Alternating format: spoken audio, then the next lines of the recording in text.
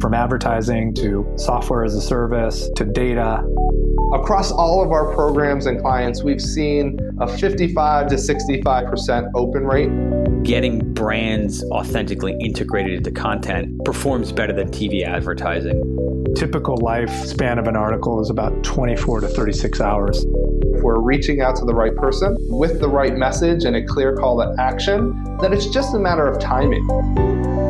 Welcome to the MarTech Podcast, a Ben J. Schaap LLC production. In this podcast, you'll hear the stories of world-class marketers that use technology to drive business results and achieve career success. We'll unearth the real-world experiences of some of the brightest minds in the marketing and technology space so you can learn the tools, tips, and tricks they've learned along the way.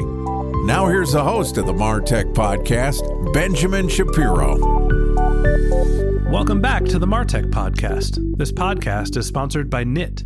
Knit enables businesses of all sizes to reach customers through audio ads on premium podcast content like CNN, Bleacher Report, and TMZ. They are a dynamic ad insertion platform which allows you to choose your shows, geographies, and keywords to target the audience that you want to reach with podcast advertising.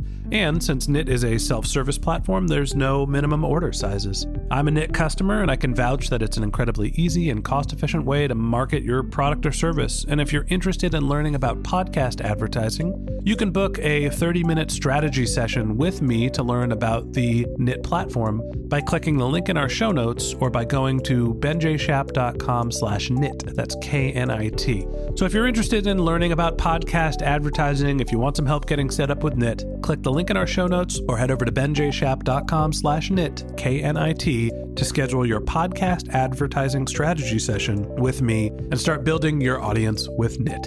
Bringing podcast advertising to the people, that's Knit.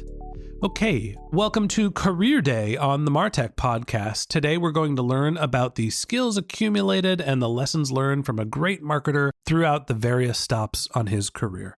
Joining us today is Michael Lukich, who recently took a role as an executive leader of marketing and analytics insights at Booz Allen Hamilton, which is a management, technology, and engineering consulting firm that provides services to leading Fortune 500 companies, governments, and large nonprofits. Prior to his role at Booz, Michael has worked as an in-house marketer for consumer brands, including GE, Marriott, and my personal favorite, Total Wine. He is also an adjunct professor of digital analytic measurement at a little school in our nation's capital called Georgetown. Here is our interview with Michael Lukich from Booz Allen Hamilton Consulting. Michael, welcome to the MarTech Podcast. Hey, Ben, great to be here. It's very exciting to have you here, and you've got a lot going on these days. I know that you were recently a speaker at the MarTech Boston conference. You just took a new job at Booz Allen Hamilton. What else you got going on? Seems like you're a busy man these days.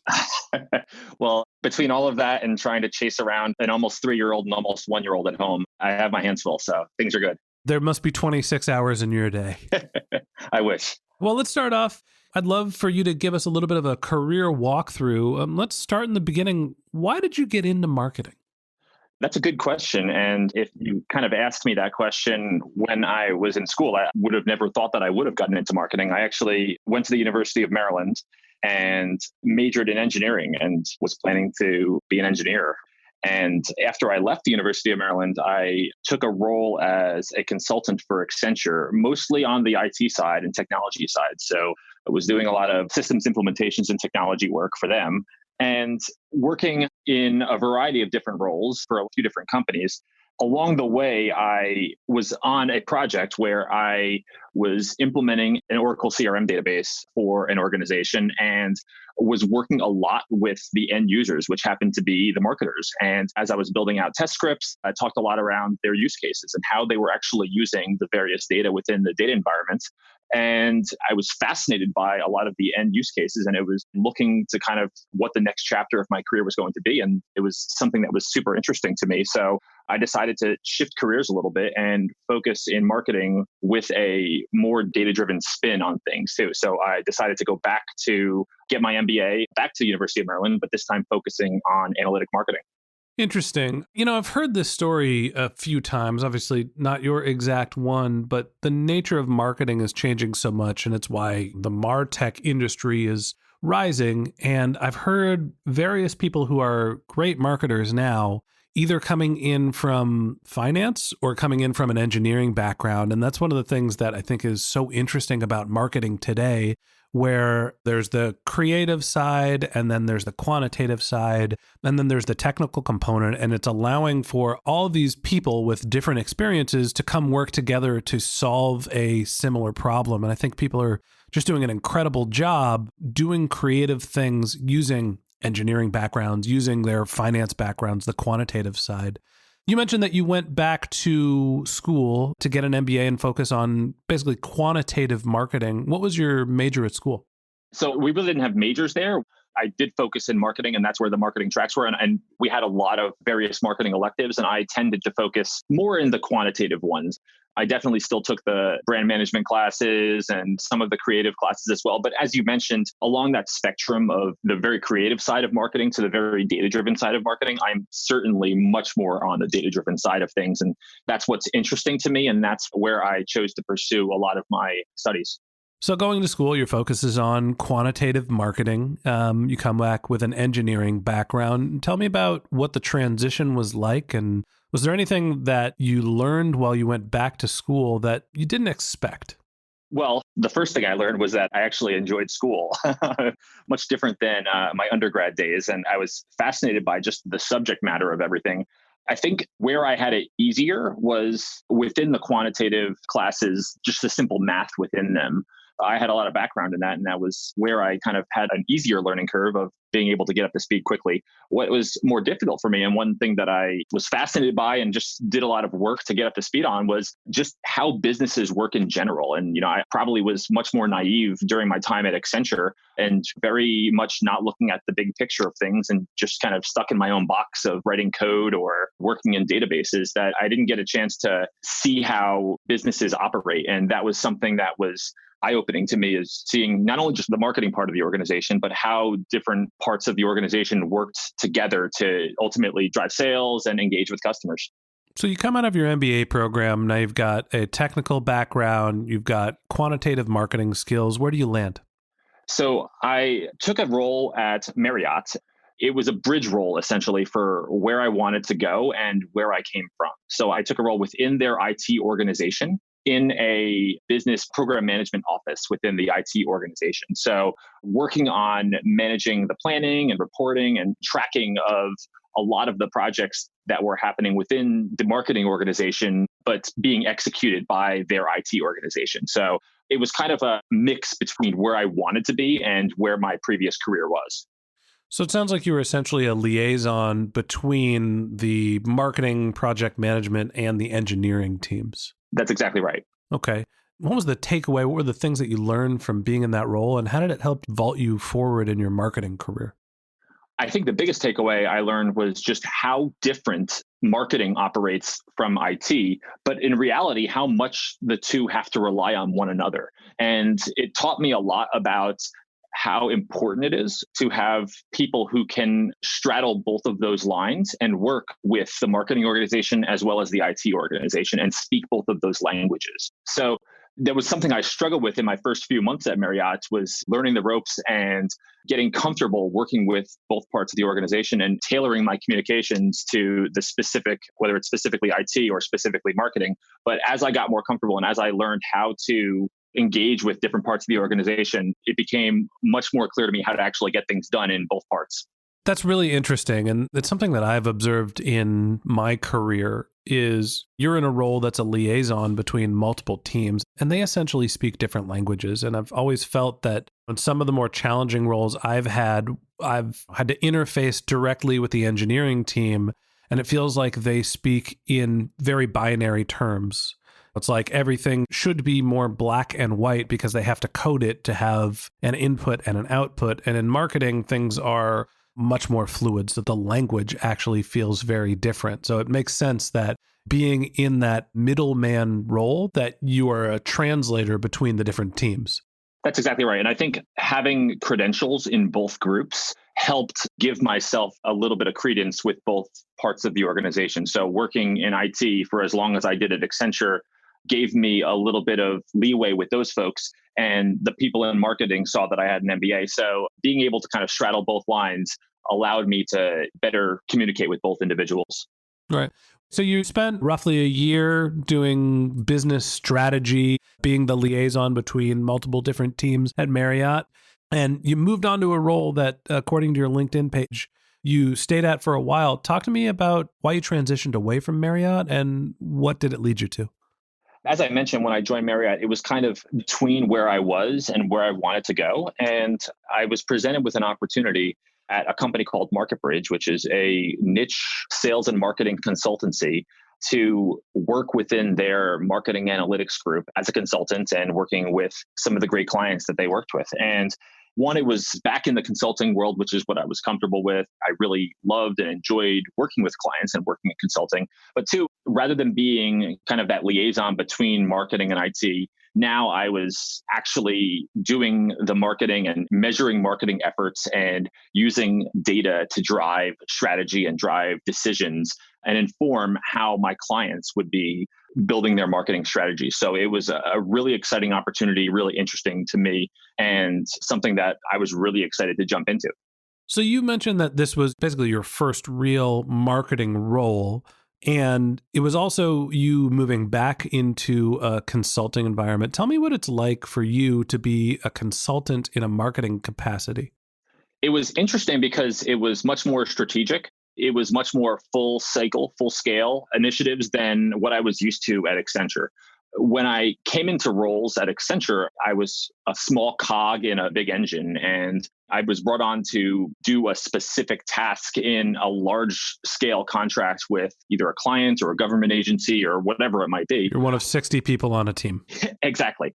When I was at MarketBridge, I was one of 3, 4, 5 people on a team, and typically working with the CMO or an SVP of an organization, tackling some of their key marketing initiatives and starting from the very base problem that they might have, which is maybe they were looking to acquire more customers. Maybe they were looking to understand why they weren't retaining customers as well as they should have been. So we were starting with a very basic question and designing analytic experiments and designing tests to, one, understand why they were seeing the results they were seeing, but then two, make recommendations and be more prescriptive about what they could do to turn that around. So being involved from the very, very beginning and building the strategy out to ultimately seeing it through and making those recommendations at the end was a rewarding and great experience. Talk to me about how your skills as a marketer developed in the 4 years you spent doing marketing analytics consulting. I would say very significantly. Quite honestly, during my time in my MBA program, that was really all of my marketing experience. And it's a great education, but a lot of the education is baked in theory. So when you actually are kind of on boots on the ground at various organizations, you're seeing what their actual marketing challenges are. And I was learning on the job for 4.5 years, and that was a great way to learn on the job. I would also say that inherently, I think a lot of people kind of get marketing for B2C because we've all grown up as consumers. So we kind of have the experience of how a lot of organizations market to us. The B2B marketing side of the world was very, very new and very, very different to me. And I think that's where I learned the most about marketing in general, was just the differences of how a B2B marketing organization operates compared to a B2C marketing organization. I totally agree that there is a significant difference between marketing and theory when you're studying marketing and learning your 4 Ps of marketing and everything is kind of binary, and what marketing is really like when the bullets start flying. There's the Mike Tyson quote, everybody's got a plan till they get punched in the mouth, I think it is. And, in marketing, it's like that. It's like we have channels we're planning on executing against, and sometimes we put budget against them and they don't work, and you have to get scrappy and creative. So you're getting practical experience as a marketer in consulting, and you're working with multiple different clients. Was there any specific niche or area that you focused on the most? Any sort of practice that you invested in learning?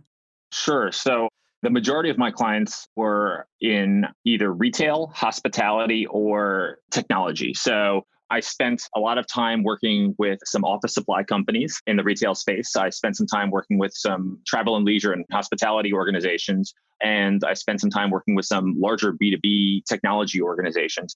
Really, within each of those areas, it was tackling various problems throughout their customer journeys and customer lifecycle. But for the most part, it was trying to help them understand, how do we acquire new customers? How do we retain the customers that we do have or win back customers that we've lost? And how do we upsell customers that we have as loyal customers?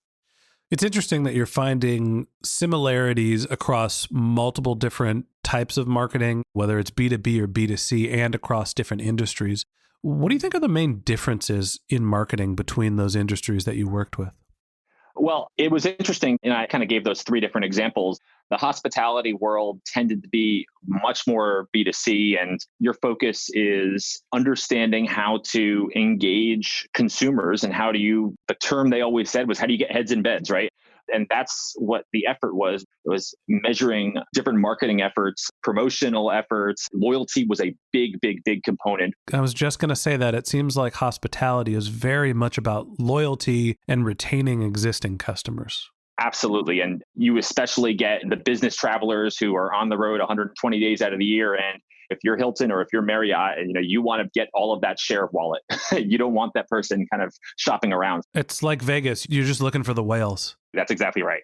And then on the complete opposite side of the spectrum, working with B2B technology organizations, similar-ish in the sense that they're still trying to sell their computers or printers or whatever it is that they're selling to other large organizations, and they're trying to drive loyalty and retention. Just the tactics of how they're engaging with those different organizations was much different. And the selling cycle was a lot longer. So you have to actually measure a lot more touch points along the way, because there's a lot more of a chance that you can actually go wrong and lose a sale. And each sale has a bigger impact in the overall bottom line.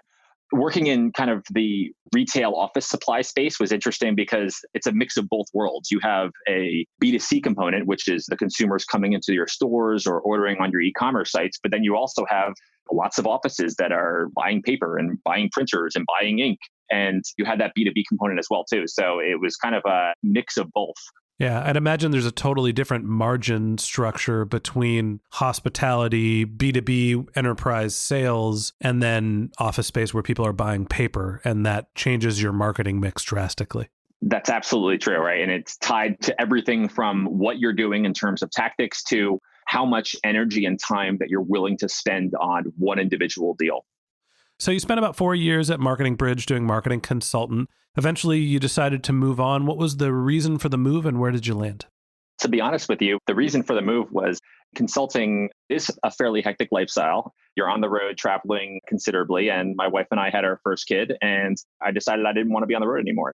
So there's a lifestyle component into your career management. Exactly right. So from there, I was given an opportunity, which was an interesting shift for me, but I was given an opportunity to actually go run the marketing organization for a company called Wealth Engine. Wealth Engine is a consumer data organization that specializes in selling wealth data to other businesses and organizations as a tool to help them target wealthy individuals. Sometimes that could be for nonprofits to help them identify high net worth individuals to engage for donations, or that could be luxury brands to identify people who might be wealthier who could actually afford their products. I was brought on to run the marketing for that organization, which was, I guess, if I was going to run marketing for any organization, that was a logical one, considering that the people I was selling to were people like me. I was selling it to data-driven marketers who were trying to actually supplement their first-party data with valuable third-party data to enhance their marketing efforts. So you went in-house and worked in a data-driven company that was selling basically a B2B service. That's correct. We had a SaaS product that we sold to businesses. Right. Tell me about what that experience was like, and you're running your own show for the first time as a marketer. How is that different than being a consultant? Well, at the end of the day, I'm not giving recommendations. I'm actually executing my strategies as well. So that was a big change for me. One of the other big challenges for me in general was I was very much focused on the data and technology side of consulting for marketing. So a lot of my recommendations were based on how do we actually use data and how do we actually use technology to drive strategy.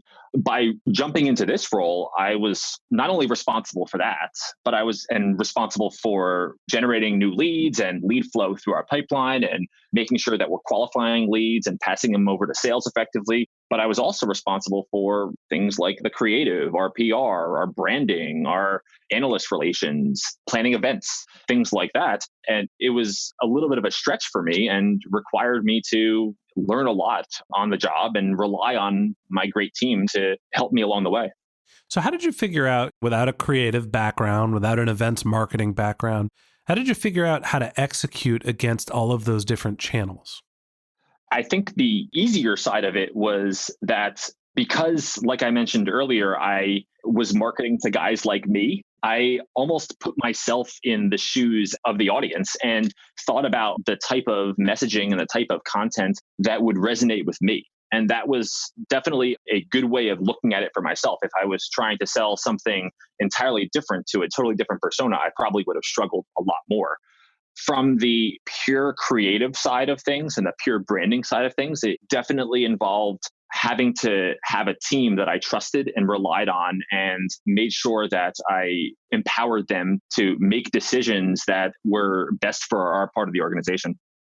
One of the things that I like about your description of this experience in your career is that you're aware of the things that you don't have experience in, and you're engaging your team and empowering them to help you, knowing that's something that you're not specifically experienced in. And I think that's a sign of a good leader, knowing what their capacity is and what their experience is. Was this your first experience as a manager, or were you managing a team at MarketBridge? No, I managed a team at MarketBridge. But in consulting, it's a little bit different because your team changes from engagement to engagement. So you might not necessarily have the same team throughout your entire time there. When I was at Wealth Engine, I did have the same team throughout my entire time. So it was the first time kind of working with a static team throughout. Right. And you were at Wealth Engine for roughly a year and a half. What did you accomplish while you were there? One of the big things and big challenges that I came into when I first joined Wealth Engine was that we were spending a lot of money on things like events and other expensive channels of marketing. And we didn't really have a lot of data that measured the return that we were actually getting on those events. So we had a very high cost per lead, but we weren't able to quantify the actual value of each of those leads as well. So I came into that challenge, and immediately I was challenged by my CEO to reduce our expenses overall, reduce our cost per lead overall, but at the same time, keep our lead generation at the same or grow those levels. So it involved us trying to get a lot more creative and realizing that maybe we can't just rely on going to events and spending a lot of money setting up booths and having sponsorship at events to drive leads. We had to use more inexpensive but effective digital channels to drive leads as well too. So over the course of my first year there, we reduced our cost per lead by about 75%, and we actually increased our lead generation by 25% during that same time. And that was really just by shuffling our marketing mix and changing the dollars that we were putting into different channels. So it sounds like you inherited a marketing organization that was primarily focused on awareness building activities like events, and you made the shift to a more digital marketing focus. Were there any specific channels that you invested in that were high ROI? So we found a lot of success in paid social. We found a lot of success in partner marketing. So those were kind of two of our biggest channels that drove a lot of leads for us. So working through social channels, specifically trying to target our exact ideal customer. And we did spend a lot of time up front identifying who that actually was, down to the details of the size of their company, what industry they were in, their job title. And as we had those personas, we looked for people that fit that criteria on various social channels and targeted them with various content, various messaging, and various advertisements. We also spent a lot of time focusing our efforts on partner marketing. So one of the values of our tool there, of our SaaS platform, was that we integrated with a lot of different technologies like Salesforce and Marketo and other platforms like that. we just leveraged those networks and marketed through their partner channels. And that opened up a network of potential customers that we could reach using Salesforce or using Marketo's name to get us an in with those organizations. Makes sense. You eventually moved on to my favorite stop in your career, Total Wine. Tell me about the reason for the transition and the role at Total Wine. Yeah, so Wealth Engine was great. It was a challenge. It stretched me, but I really missed the technology and data side of things. And I really wanted to shift and get back more into a more analytic and technology role. And was given an opportunity to go to Total Wine and run their marketing technology group. So I decided to take that opportunity, and I had prior retail experience, and I love Total Wine as well, too, as a customer. So it was a nice jump for me. First thing I have to ask is, do you get a product discount when you work for Total Wine, and do you still have access to it? Yes, you get a product discount for working there. My wife and I took advantage of that product discount. No, I don't still have access to it, but needless to say, before I left the organization, we stocked up my entire cellar. So I have boxes of wine that will probably last us for a couple of years. Cool. I'm coming over. So you went from a marketing role to a marketing and technology role. Tell me about what the difference between the two is, and just describe the role at Total Wine to us. Sure. So at Total Wine, I owned our marketing technology stack as well as our customer data. So any technology that we use to execute our marketing tactics, from our really large ones like our CRM or our email service provider or our customer data warehouse, to our really small ones like a small little one-off event management platform, that fell underneath me and my team. And I was responsible for not only managing the relationships with the various vendors, but also making sure that they all fit together and that we were planning effectively in the future for, as we were upgrading our tech stack, to make sure that the various pieces work together as well. I was also responsible for the customer data. So as a retailer, as you know, we capture a lot of customer data from how people are engaging with us on our digital channels, but also just they're coming into our stores and they're buying a product and they're signing up for our loyalty program. So what we're doing with that customer data and how we actually combine that with third-party data and transform that into data that we can actually activate throughout various marketing campaigns, that rolled up underneath me as well. Interesting. Talk to me about what you learned making the transition from being the head of the marketing department to being the head of a marketing and technology department. Well, it was an adjustment. There were definitely things that I was used to doing that I no longer had to do anymore, whether that's a good thing or a bad thing. The more challenging piece was going from a company with about 100 people overall to a company where there were close to 100 people just in marketing. That was a big adjustment, going back to a large organization and really finding my role within the organization.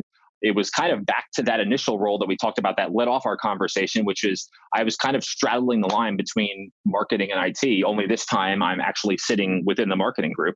But I spent a lot of my time working with our technology group to plan out what the future looked like for Total Wine and implement various technologies, and also at the same time keeping my stakeholders and my partners and colleagues within the marketing organization happy and making sure that they're getting what they actually need to execute their different strategies.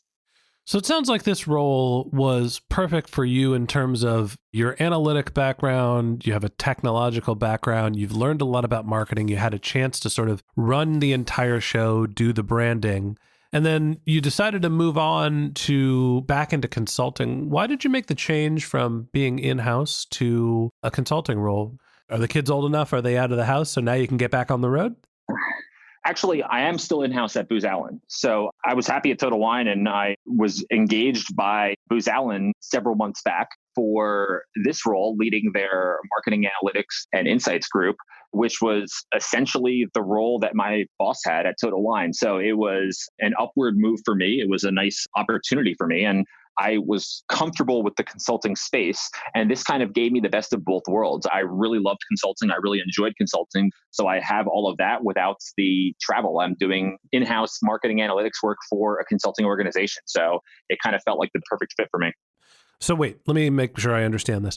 Are you marketing Booz Allen Hamilton to prospective consulting clients, or are you building infrastructure for the consultants to execute against their campaigns?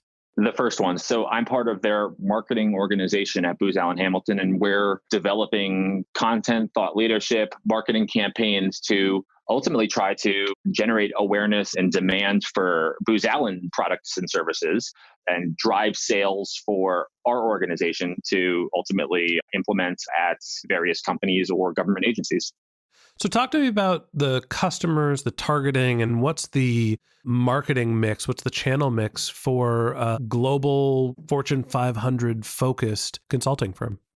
It's different than what I've been used to, and it varies based on not only the type of service or product that we're actually selling, but also the type of customer. So about 90% of our business comes from either government or quasi-government agencies.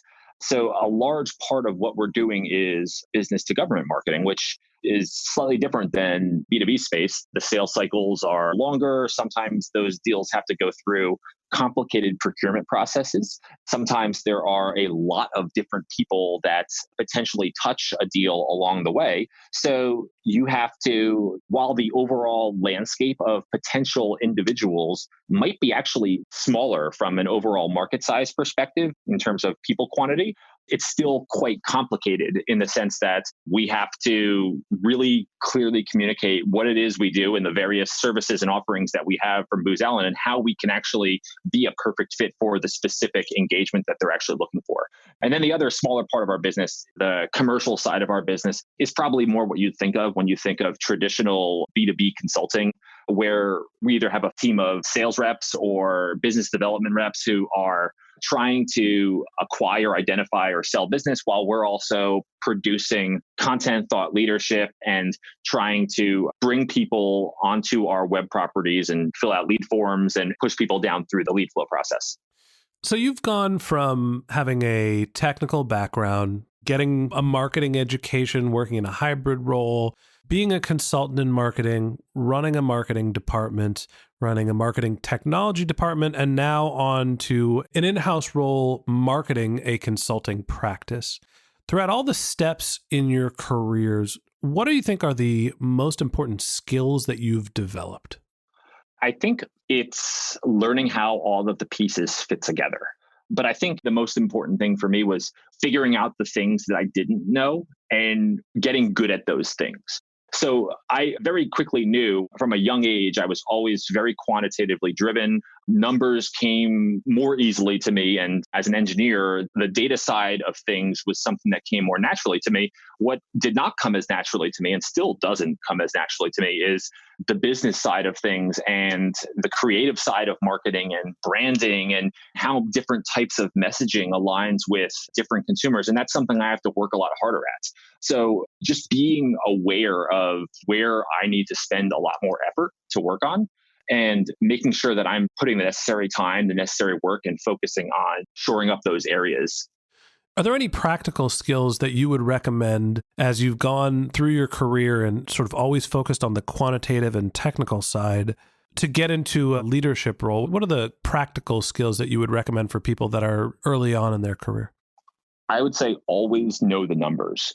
And not just knowing the numbers, but knowing the KPIs of an organization and being able to spout them off very quickly. The thing that I always saw that impressed people the most and actually got more of an audience with executives is being able to provide analysis or reporting on what we actually did, but not just regurgitating numbers, but also being able to analyze what those numbers actually mean for the organization and being able to take prescriptive action or make prescriptive recommendations based on what you actually see from those numbers. So whether you're a data person or whether you're not a data person, if you're able to understand how you're doing as a business and what various KPIs you're actually seeing from an organization, and then take steps as a result of that or change strategies as a result of that to improve on things, then I think that's a key critical step to moving up. Yeah, I think that understanding the data is one component, being able to understand what actions you can take. And then on the return side, being able to operationalize those strategies. That's really the whole gamut of activities for a marketer. It's not just understanding the data. It's not just putting the plan together. It's also about execution and evaluation. Yep, that's right. I agree. Last question before we let you go. Tell us a little bit about your long-term career plan. What's the goal? You seem to be happy in its early days at Booz, but is there a end career trajectory or a finish line in sight? What's the long-term plan for you? Well, being that I'm just finishing up my 4th week at Booz, I think in the shorter term, I'm looking to learn more about the business here and make a positive impact in what we're doing from a marketing standpoint. From a longer term perspective, to continue to grow as a marketer, continue to learn more and not stay stagnant. Are there any skills that you're trying to develop as you continue your career? And it sounds like you're very practiced in the sort of the quantitative side. Are you hoping to develop your creative skills, or are you really looking to double down and focus and be a specialist? I think I've been on the other side, and I actually really enjoy being a specialist. From my perspective, the MarTech space is constantly changing and it's constantly growing. And it takes a lot of effort just to stay up with all of the latest trends. So I'm spending a lot of my time just trying to understand what's coming next down the pike and how that really affects us as marketers and what we can do to implement that in what we're doing on a day-to-day basis. Hey, Michael, last question for you. Is there anything else that we can help you promote? Any way that anybody interested in getting to know you, learning about Booz, how can listeners get in touch with you? They can reach me on Twitter at Michael Lukich or on my LinkedIn, Michael Lukich as well. So happy to have a conversation with anyone. I love talking marketing. I love talking data. So I would love to connect. Great. Okay. And that wraps up this episode of the MarTech Podcast. Thanks to Michael Lukich from Booz Allen Hamilton for joining us. If you'd like to learn more about Michael, you can click the link in our show notes to visit his website, or you can reach out to him on Twitter or LinkedIn. His name is Michael Lukich, Lukich. A special thanks to Knit for sponsoring this podcast. If you're interested in using podcast advertising to grow your reach, click the link in our show notes or go to benjshap.com/knit. That's KNIT to book your complimentary media strategy session with me. If you haven't had time to take notes while listening to this podcast, don't worry. We've got a summary and a full transcript of this episode on our website, which you can find through the link in our show notes or by going to martechpod.com. If you're a subscriber to the MarTech Podcast, thank you for being a member of our community. If you ever have MarTech questions, comments about the show, if you're interested in being one of our guests like Michael did, you can reach out to us through the Contact Us link on our show notes, or you can reach out to me on LinkedIn or Twitter. Our company handle is Ben J. Shap LLC, and my personal handle is Ben J. Shap, which is BenJShap. If you haven't subscribed yet and you want a weekly stream of marketing and technology knowledge in your podcast feed, we've got a bunch of great episodes lined up. So in addition to other Career Day episodes, we're going to talk about various channels of marketing over the next few weeks, including PR, paid social, organic, lots of great stuff coming up. So hit the subscribe button in your podcast app and we'll be back in your feed next week. Okay, that's it for today, but until next time, my advice is to just focus on keeping your customers happy.